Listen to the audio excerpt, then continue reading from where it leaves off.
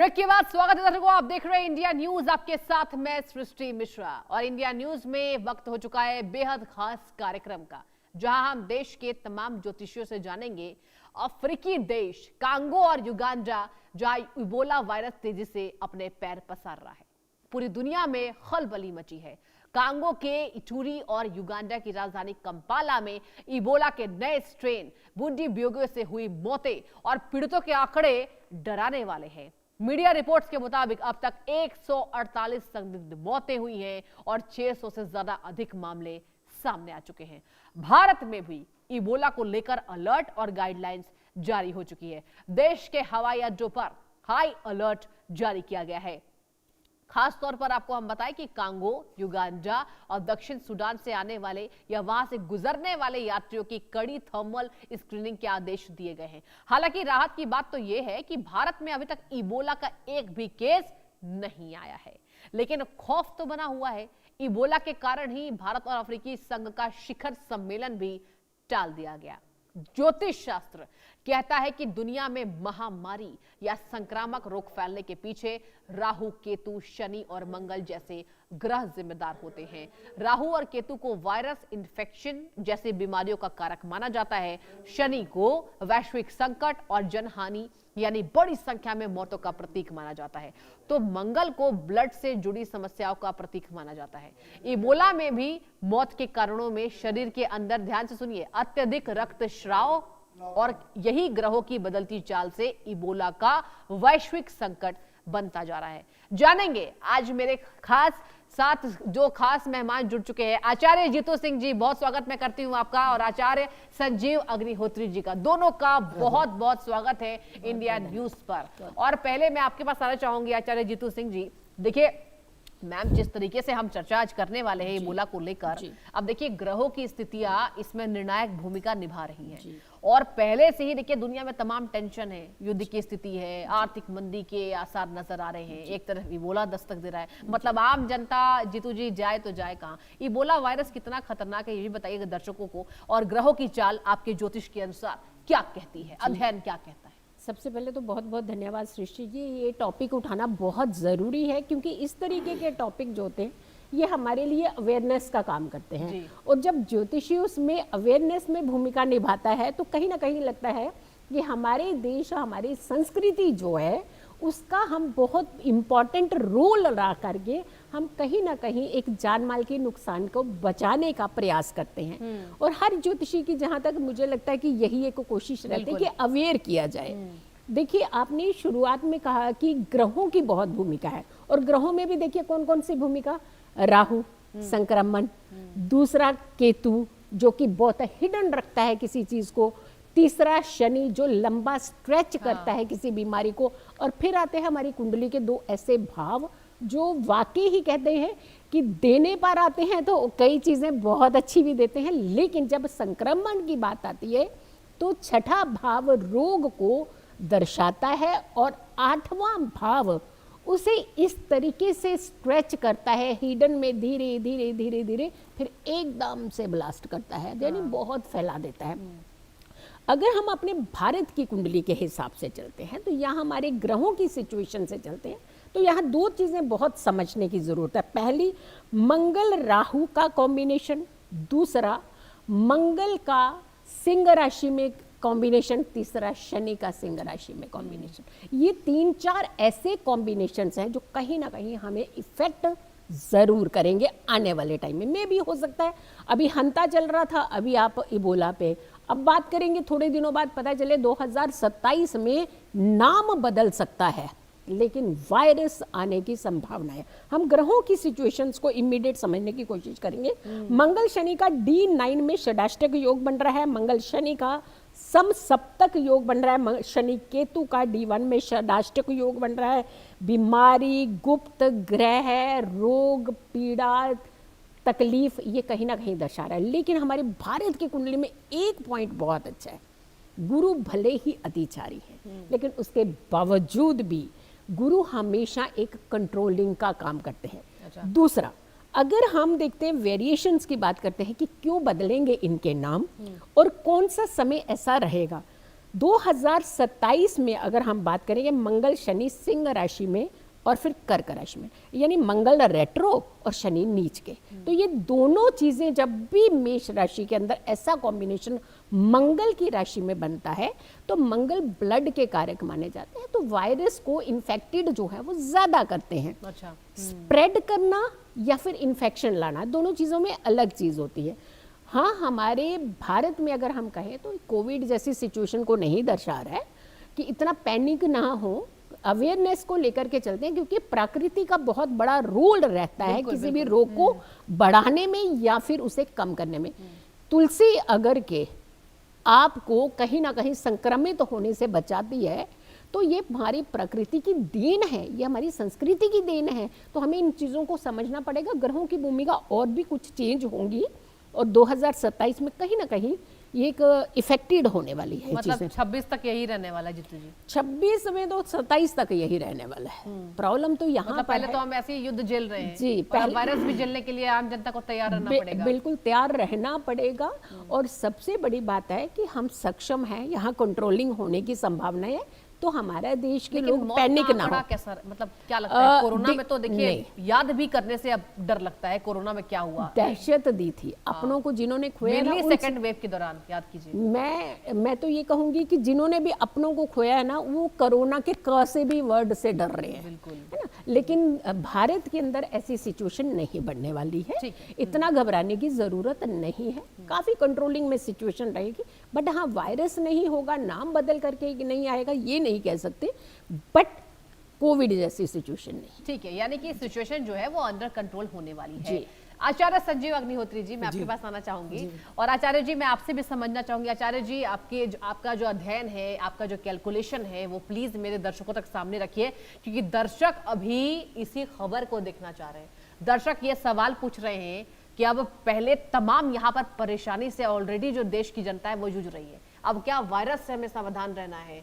अब जैसे जिस तरीके से याद है ना आचार्य जी, किस तरीके से कहा जा रहा था हाथ पैर धोते रहना है, बीमारी जो संक्रमित व्यक्ति है से आपको दूर रहना है, एयरपोर्ट्स पर स्क्रीनिंग से अब लोग बच रहे हैं, डर लग रहा है कि क्या इबोला वायरस उनके अंदर पाया जा सकता है। तो ऐसे में क्या कहती है ज्योतिष, आज का अध्ययन आप क्या साझा करना चाहेंगे?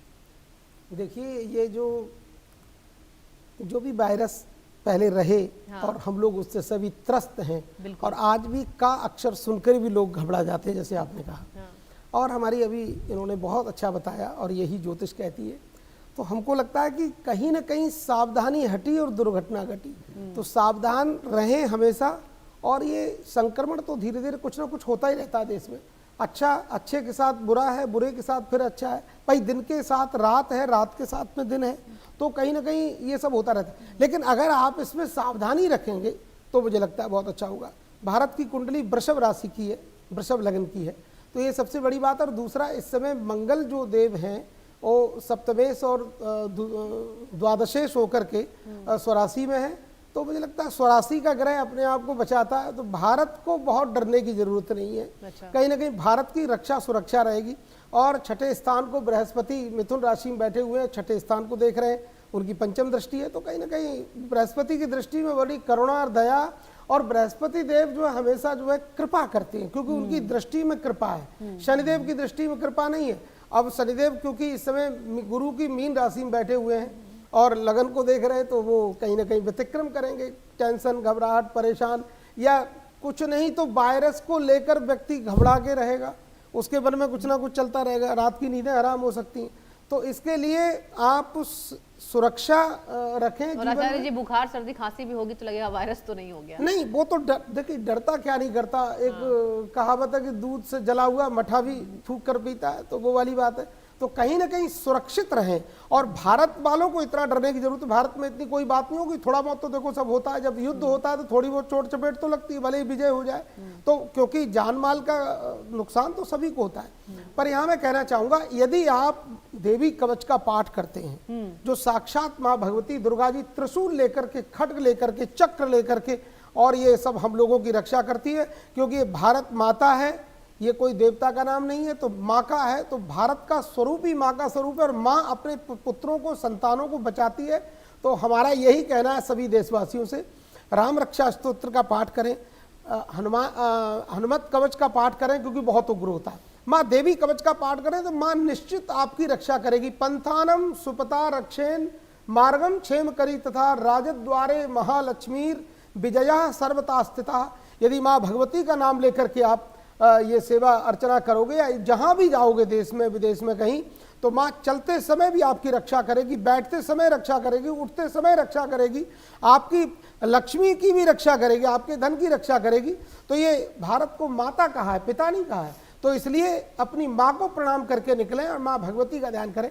तो कहीं ना कहीं डरने की ज़रूरत नहीं, कुछ करने की ज़रूरत है। और घबराने, जो डर गया सो मर गया, ये तो एक फिल्म का भी शायद डायलॉग है। तो हमको लगता है डरना नहीं चाहिए, कुछ करना चाहिए। सावधान रहें, सुरक्षित रहें, एक अच्छा करें। ग्रहों की स्थिति तो हमेशा कुछ ना कुछ रहती है। और संक्रमण फैलाने में राहु का जैसे अभी चर्चा हुई, तो क्योंकि राहु इस समय 10वें स्थान में है और राहु तो ये करता ही है साहब, तो राहु की दृष्टि भी है। तो इसलिए इसके लिए बचने के लिए और गुरु बृहस्पति के मंत्रों का जाप करें। अभी गुरु बृहस्पति 1 जून से कर्क में आएंगे तो स्थिति में सुधार होगा, क्योंकि बृहस्पति देव और शुक्र देव बहुत सुधार करते हैं, ऐसा नहीं है। तो इसलिए इन ग्रहों की शरण में इनका जाप करें और नारायण कवच का पाठ करें। यदि आप नारायण कवच का पाठ करते हो तो आप तो सुरक्षित रहोगे। इंडिया टीवी के माध्यम, इंडिया न्यूज के माध्यम से कह देना चाहता हूं, आप सुरक्षित रहेंगे और आपका देश, आपका धन संपत्ति, आपका वैभव और ये आपका भारत भी सुरक्षित रहेगा। कहीं भी पराजित होने वाली बात नहीं है, क्योंकि मंगल भी 84 का है, अभी राधे राधे कर देगा। बिल्कुल, यानी कि ग्रहों की जो चाल है इसमें चेंजेस, हम बदलाव जरूर देख रहे हैं, लेकिन इससे डरने की आचार्य जी जरूरत नहीं है। क्योंकि आपने कहा कि जिस तरीके से कुछ शुभ कार्य भी होते हैं, उसके बाद हम कुछ बाधाएं भी देखते हैं, और वही देश की स्थिति अभी देखने को मिल रही है। जीतू जी, मैं आपका रुख करना चाहूंगी। जीतू जी, मैं आपसे ये जानना चाहूंगी कि अगर हम देखें, एक तरफ वायरस का भी खतरा है, एक तरफ युद्ध का भी खतरा है, तो क्या एक ही ग्रह इस तरीके से कारक बनते हैं? मतलब एक ही ग्रह के चाल जब ऐसी विपत्तियां आती हैं, चाहे हम वायरस के रूप में देख ले, चाहे आर्थिक मंदी के रूप में देख ले, चाहे आप देखिए ना गैस ईंधन की कमी हो रही है, अब देश की जनता ये कह रही है कि आगे सरकार की क्या तैयारी है। एक तरफ वायरस ने भी यहाँ पर नॉक नॉक कर दिया है, डोरबेल को बजा दिया है। तो क्या सभी ग्रह की जो स्थितियां हैं वो अभी आने वाले समय तक, कब तक मतलब प्रभावशाली रूप में दिखाई दे रही है? उसके बाद जो चीजें हैं वो बैलेंस होती नजर आएगी। जी देखिए, बहुत ही अच्छा आचार्य जी ने एक चीज कही कि भगवती का जो आराधना है उसके पीछे लॉजिक देखिए कितना अच्छा है। नवरात्रि आते हैं, हाँ, पूरे साल में 4 आते हैं। गुप्त नवरात्रि 10 महाविद्याओं को डेडिकेटेड है और हर महाविद्या की एक औषधि है। तो सोचिए हमारी प्रकृति ने हमें कितना कुछ दे रखा है। हाँ। और दूसरा, इनकी एक चीज मुझे बहुत अच्छी लगी, जो डर गया वो मर गया। कोविड में जिन्होंने जहाँ सोच लिया ना मेरे को कोविड है, उनकी हालात खराब हुए, और जिन्होंने यहाँ नहीं सोचा ना तो वो बच गए। तो कहने का मतलब आपके मनोबल को हमें बना करके रखना है, भले ग्रहों की सिचुएशंस हमें फेवर नहीं कर रही हैं। अब दूसरा क्वेश्चन आपने पूछा है कि कोई भी ग्रह जो है कि ये वायरस भी फैलाता है, ये युद्ध भी कराता है। अब हम शनि ही बात कर लेते हैं। लग्न में शनि बैठते हैं तो नीच के हो जाते हैं, लेकिन सप्तम में शनि बैठते हैं तो उच्च के हो जाते हैं। तो आप ये सोचिए कि लग्न में जब वो बैठे तो उन्होंने आपको एक आलस सा दे दिया, लेकिन सप्तम में बैठते उन्होंने आपके बहुत सारे काम भी करना शुरू कर दिए, डिले आपके खत्म कर दिए, चीजों को आपके कॉम्बिनेशंस बनाना अच्छे शुरू कर दिए उन्होंने। जो तीसरी दृष्टि आपके नवम भाव पे, आप पिता के भाव पे दे दी उन्होंने। मतलब यानी नहीं भी बनती है तो भी बन जाएगी। देव तो जाते जाते छप्पर फाड़ कर देकर जाते हैं। वही कि डरना नहीं है ग्रहों से, हमारा सिर्फ एक ही कंसर्न रहता है। आचार्य जी ने भी इतने अच्छे से बताया कि डरना जो है वो किसी भी ज्योतिष का पार्ट नहीं है, ना डराना है।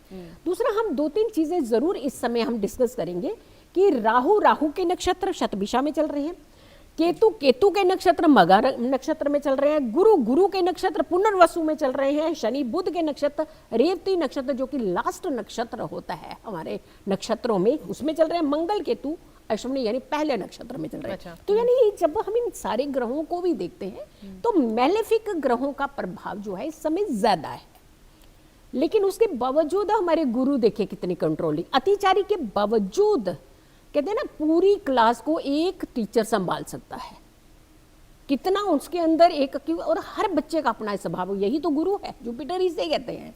तो गुरु की शरण में जाना क्यों जरूरी है? इसीलिए जरूरी होता है कि उनके पास एक धैर्य, एक कंट्रोलिंग सिचुएशन है, एक ज्ञान है, एक विजन है। दूसरा, शनि मेष में नीच राशि में जब होंगे तो वहां पे थोड़ा सा हमें सावधान रहना, डरना नहीं है, अगेन सावधान रहना, क्योंकि 3 जून 2027 में शनि मेष राशि में जाएंगे। अब शनि यहाँ पे नीच के हो जाते हैं, और दूसरा वक्रीय होकर के ये अगेन मीन में जाएंगे, 20 अक्टूबर को चले जाएंगे। फिर अगर कि हम अगेन मार्गी देखते हैं तो फिर मेष राशि में 23 फरवरी 2028 में जाकर के, यानी 27-28 भी कहीं ना कहीं ग्रहों से उथल पुथल भरा रहेगा। दूसरा फैक्टर, मंगल 12 नवंबर 2026 को सिंह राशि में ये इनका प्रवेश होना है। 10 जनवरी 2027 में ये रेट्रो होंगे। 10 मार्च 2027 में अगेन ये सिंह राशि में जाएंगे, फिर से रेट्रो की कंडीशन बन रही है। और मंगल प्लस गुरु, अब देखिए गुरु यहाँ पे अतिचारी होने के साथ साथ जब अच्छी एक कंट्रोलिंग से, कई बार होता है ना घर के परिवार के सदस्य के हाथ में भी ऐसी सिचुएशन नहीं होती, कंट्रोलिंग से बाहर सिचुएशन चल जाती, सारे बच्चों को समझा नहीं पाते हैं, एक उसमें उखड़ करके बैठा होता, तो कहीं ना कहीं ऐसी सिचुएशन ग्रहों की भी बन रही है। हाँ, कर्क राशि, सिंह राशि, कर्क राशि, सिंह राशि, इनमें जो ग्रहों के गोचर बार बार इधर से उधर होंगे, कहीं जैसे सिंह में आएंगे तो आगजनी की घटनाएं करा देंगे, उपद्रव करा देंगे, लड़ाई कराएंगे, दंगे कराएंगे। कर्क में चले जाएंगे तो जलीय घटनाएं ये ज्यादा कराने लगेंगे, पानी के बहाव से, पानी से वायरस, पानी पीना आपको चाहिए, हाइजीन, यानी इन चीजों से हमें बचना है। ये बहुत इंटरेस्टिंग बात आपने बताई जी कि एक ही ग्रह है लेकिन जो उसकी चाल है वो बदलती रहती है। तो कभी हम वायरस का खतरा देखते हैं, कभी युद्ध का खतरा देखते हैं, और कभी आगजनी की जो घटनाएं होती है। अब देखिए ना जो आगजनी की कितनी घटनाएं हुई। बिल्कुल, सिंह राशि में जब एक्टिव होता है कोई प्लांट, क्योंकि सिंह राशि में केतु चल रहे हैं, जब जब चाहे दृष्टिगत संबंध बनेगा सिंह राशि में मंगल का या फिर सूर्य का, ये कहीं ना कहीं, क्योंकि वायरस ही चलेगा अभी चलेगा। लेकिन अगर हम इफेक्ट सोचें उसका, तो हमारे भारत को इतना डरने की जरूरत नहीं है।